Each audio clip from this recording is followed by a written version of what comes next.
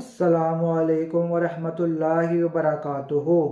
हमने एक चैनल बनाया है यूट्यूब पे जैन व्लॉग मक्का के नेम से।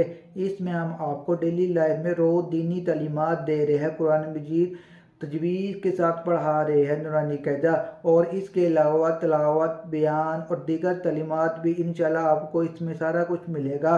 उम्मीद है आपको हमारा चैनल पसंद आएगा। आज हम आपको वज़ू के फ़राइज़ बताएंगे। वज़ू के कितने फ़राइज़ है? वज़ू के 4 फ़राइज़ है। नंबर 1, दोनों हाथों को कोहनियों समेत धोना। दोनों हाथों को कोहनियों समेत धोना। चेहरे को धोना। नंबर 2, चेहरे को धोना। नंबर 3, चौथाई सर का मसा करना।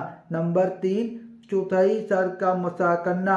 और नंबर 4, दोनों पाँव टखनों समेत धोना। नंबर 4, दोनों पाँव टखनों समेत धोना। उम्मीद है आपको हमारी वीडियो पसंद आएगी। बाकी का इंशाल्लाह आपको कल की वीडियो में बताएंगे। शुक्रिया।